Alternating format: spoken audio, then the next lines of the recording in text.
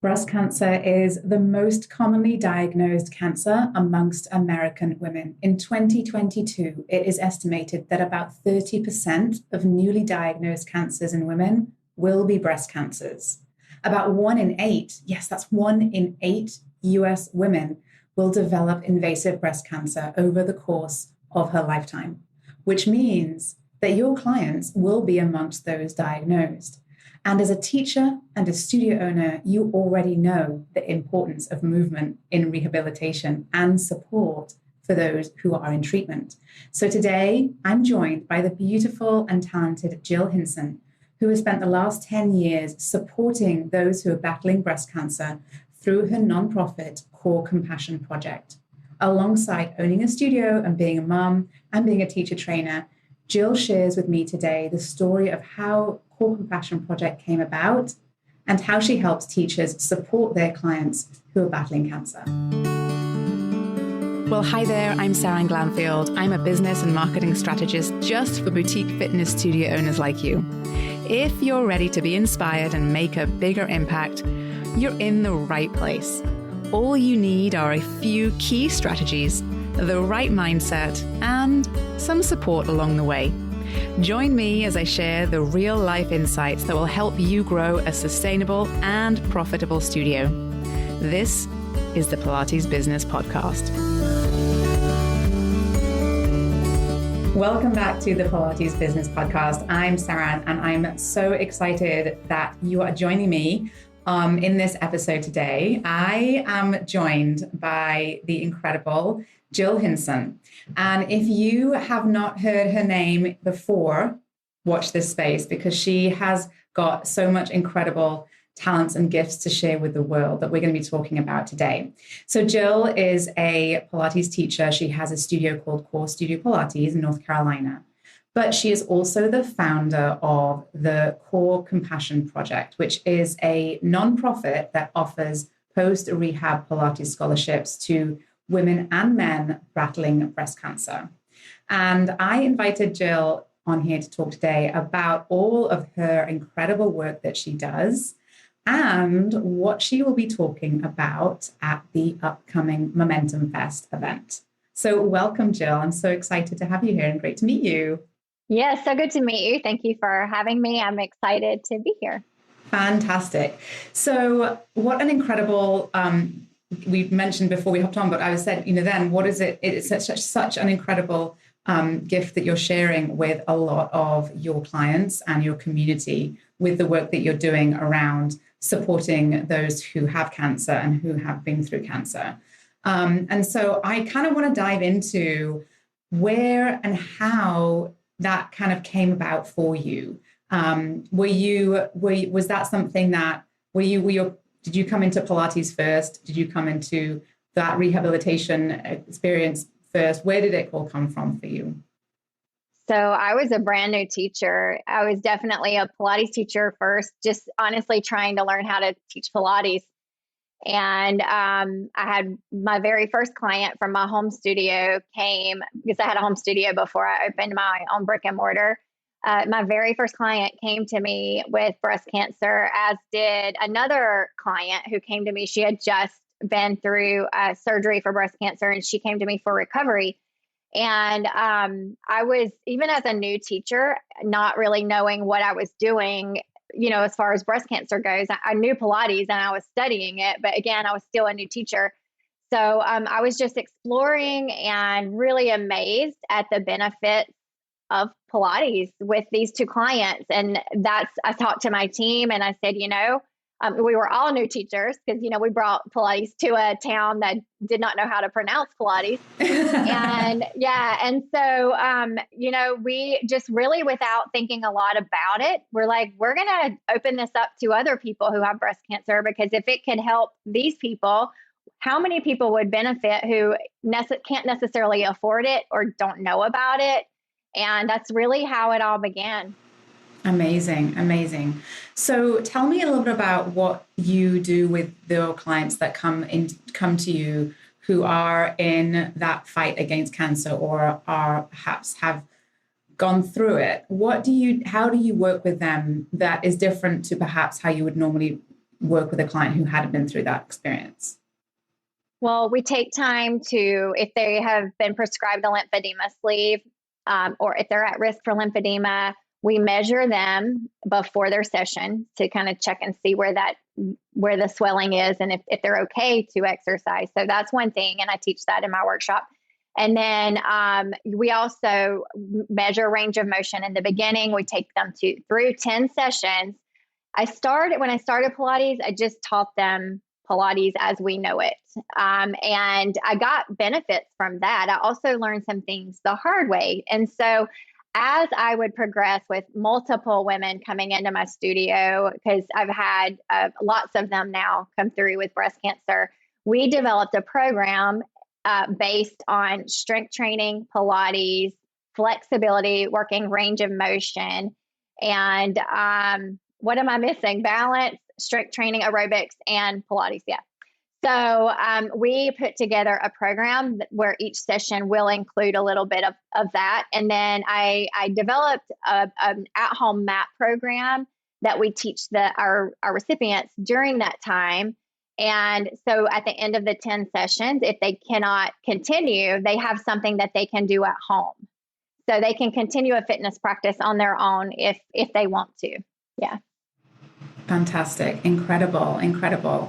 And so you developed shortly after your first couple of clients, then you went on to develop the nonprofit, the Core Compassion Project.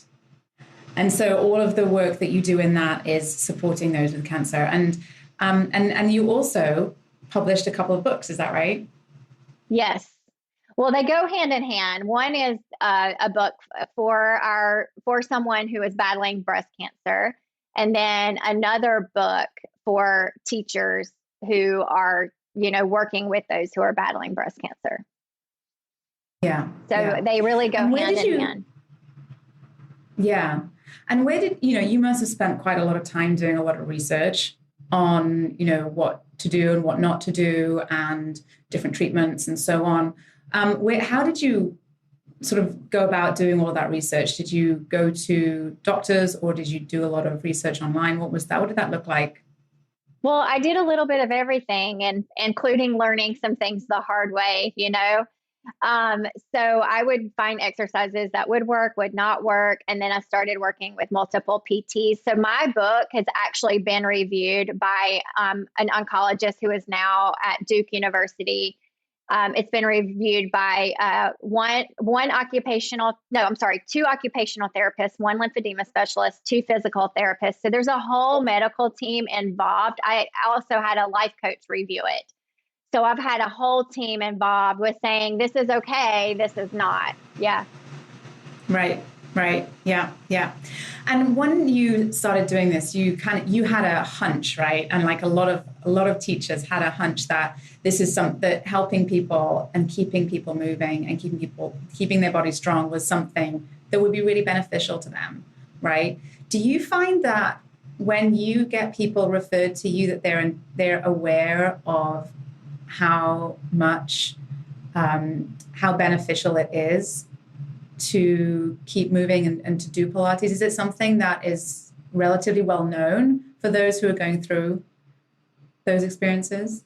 That's a great question. And that's not one I've been asked a whole lot. So yes and no. Like we'll have some clients come in who honestly, they don't have any sort of movement practice and they are completely lost as to what this can do for them. We have others who come in who have never done Pilates, possibly like more, intense types of fitness, and they're there simply for recovery. And then they fall in love with Pilates, not instead of the things that they also love, but in addition to. And then we have some who come in rarely, unless they're coming from our own clientele. It's rare that we have somebody who already has a pretty strong Pilates practice. So it's usually new movement to just about everybody, as far as my experience coming into my studio. And the benefits are huge. They rave about it. The emotional benefits on top of the physical. And so we just try to make them feel like family. And, that's their time for themselves. So many of them are mothers, they're wives, they're employees, or they're running businesses. And it's so nice to get them out of a clinical setting to explore just some time for themselves where they're not talking about cancer, or maybe they are if they want to, but it's just time for ththemselves where they're not having all this responsibility. Right. And, that emotional benefit is, I'm sure, we always talk about that as part of a benefit, a side effect almost of Pilates anyway, for people who aren't going through something quite as that traumatic. But for those who are experiencing this, difficult and challenging time, it must be even more impactful. So tell us a little bit about what that looks like. When people come to you and they are either going through treatment or are in post-rehab, how do they... Because I'd imagine like a lot of their, mindset and has, they've been through a lot. So how do you kind of help them sort of keep their mind healthy as well, right? Because it's not, the emotional element is such a big part of how they show up when they come to your sessions, right? Well, I try not to be afraid of the C word with them. And the first thing that I do when they come into my studio is I want to have an environment that is welcoming. I preach this to teachers because you know how it is. You go into some studios and they are welcoming, and there are studios that are not very welcoming. It is my intent with all of my clients in general to have a space that is welcoming. But especially for someone who's coming in with cancer, and especially if they've never even seen this equipment, because the first thing a lot of people do when they walk in and see this equipment is like, oh my gosh, what's getting ready to happen? Right. And so I try to create a very laid back atmosphere. Honestly, I try to make them feel comfortable with me, as I do all of my clients. But especially those. And then, I try to create an environment, like if they need to be angry about something, that let them be angry. If they want to be happy, let them be happy. If they need to cry, let them cry. And I learned this from one of my favorite teachers, Joy Paleo, that if you create this kind of environment where they can get through those emotions, then the healing the movement can happen, which will then allow the healing to happen. And so we just have to get through those barriers. And so that's why it's so important that we just create an inviting space first. Yeah. Yeah, I absolutely. And so, this is not something that is going to go away, right? Cancer numbers are they're up there, right? They're not small numbers. I think the statistics are, you probably know better than I do, but 1 in how many will get cancer at some point in their life, breast cancer or otherwise? 1 in 8 women, these are US statistics, but 1 in 8 women, and then 1 in 833 men. And so if you think about it, 1 in 8 women, I mean, everyone who belongs to a studio, and 1 in 8. Yeah. Yeah, it's a high number, right? And so as a teacher, you're going to find these people are a part of your studio already. They're in your community, and they maybe have gone through it or maybe will go through it at some point. And so knowing how to work with that population is really so incredibly important, but, also so incredibly beneficial. Yeah. And, I feel like we're there to be a blessing, but we are also blessed. And I hear that. So we've started to expand now over the past year into other states and to other studios. And that's the biggest thing that I'm hearing from other people is, like other teachers, like saying to me, thank you for this. And I'm like, no, don't thank me. I just feel like there's so much more work to do, but like what a blessing that we can take this movement practice that we love and share it to people who are sick. Like it doesn't get better than that, No, it does not. The impact is, words can't describe, I'm sure, the impact that you make on. So tell us a little bit about what you're focused on now with the Core Compassion Project.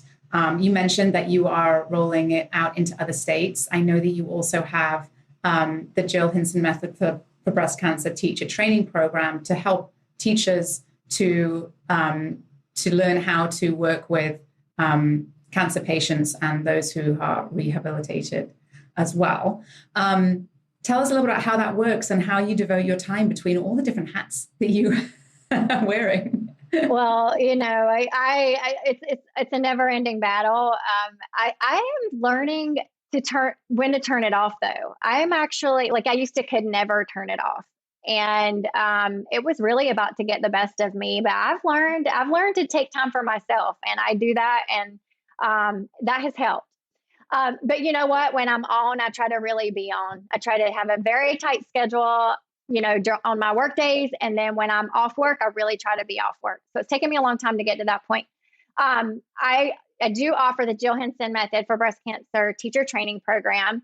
And that is, I have a 2-day live workshop, a 1-day virtual workshop. And which is, so we cover more in the live. So we get on the equipment in the live. The 1 day is more mat work. So I offer that a couple times a year. And in addition to that, we are working, Core Compassion Project would not exist without an amazing team of volunteers. We are all 100% volunteer. We work hard to raise money to provide scholarships. And that does help the cost of when we bring somebody in and we're losing a client in that hole, right? But in general, all of our volunteers, all of our board of directors, nobody's paid.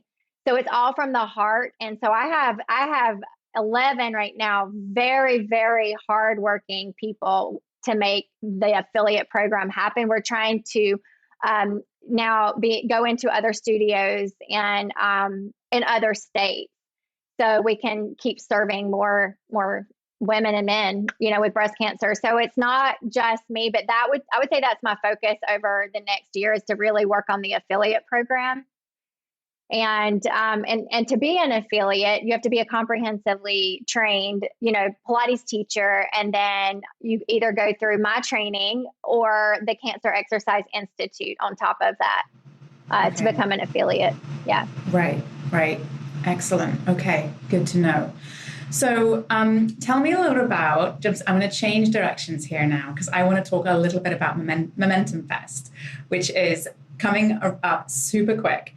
So tell me a little bit about what your journey and how you got involved with Momentum Fest. And you're going to be there this year. And tell us a little bit more about what you'll be presenting on.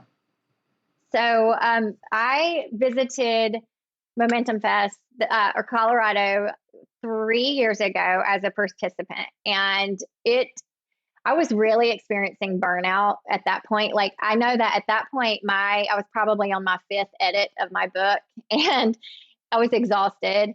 And my dad had recently been diagnosed with lung cancer, and it was just a lot.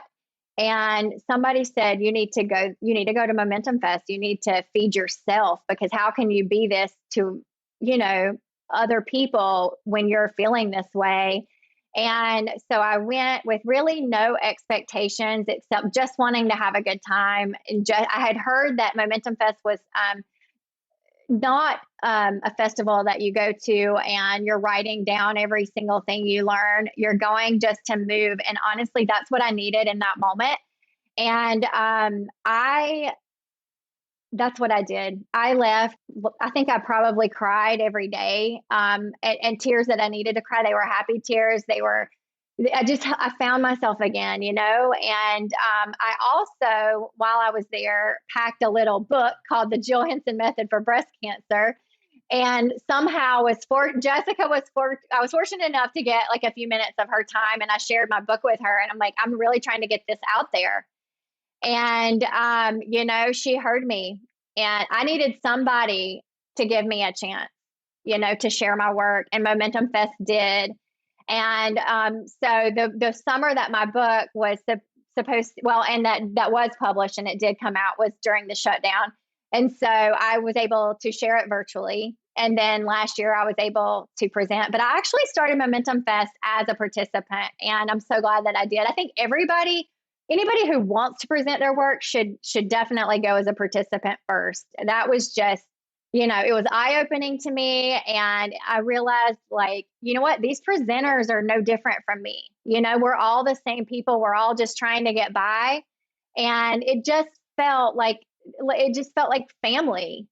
And I mean that from the bottom of my heart. Like, it just felt so good to be there and to be heard, and, to see other people, and that we were all having the same battles, somewhat different, but we all had our own. And I just left field, my heart was full. Yeah. Yeah. And that's what I hear that about the event. That's what people talk about when they talk about Momentum Fest. It really is that event that you go to if you want to fill your cup, and really hang out with other folks who want to move and who have that love of movement and want to immerse themselves in that. And I know that there's so many different ways you can do that when you go to Momentum Fest. Now, but you're going to be presenting this year again. And to tell us what you'll be talking about this year at Momentum Fest. Well, one of my all-time favorite classes to teach is a lymphatic movement class, and I make it lots of fun. So I'm teaching that again. It's a new class. It's called Move It, Shake It, Lymph It. And Very fun. I bring it. Yeah. So it's a mix of self-lymphatic massage. We do some Pilates. We do a little bit of lymphatic cardio movement, but it's nothing, like, I don't want to scare anybody away. It's not too much, and it's a lot of fun. And honestly, like, I just really love that class. I was invited to teach it for Compassion Project after Momentum Fest a couple more times, and I just really had so much fun with it. So a whole new playlist, a whole new workout, but still the main emphasis is to move lymph. And then I'm also teaching a balance class, and I'm honestly still thinking that class through. Like, there'll be some Chinese medicine movements, a little Tai Chi, some yoga, and some Pilates. So I'm trying to really think through, like, how fast do I want it to move? How slow, so I'm thinking that one through. But yeah, I'm super excited about that. And then on top of that, I'm bringing Core Compassion Project with me. So we will be there as vendors.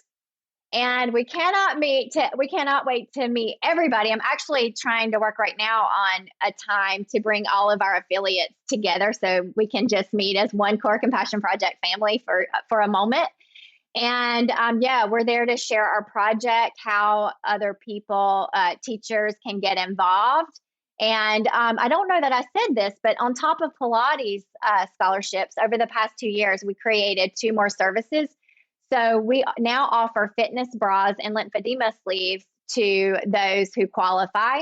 And so with that, even like, if you have a studio, but you're not interested in teaching for the project, but you have someone who comes to your studio with breast cancer, you can still send them to us for a bra, no strings attached, or a sleeve, no strings attached. So yeah, we're here to serve. And so I have 4 board members coming with me, and one is an ambassador as well. So yeah, it's gonna be a good time. Fantastic. Yeah, that's going to be a great time. That's wonderful. I'm so excited. So for everyone who is listening and is going to Momentum Fest, be sure to stop by and see Jill and her crew and ask all the good things to ask when it comes to breast cancer care and Pilates and movement.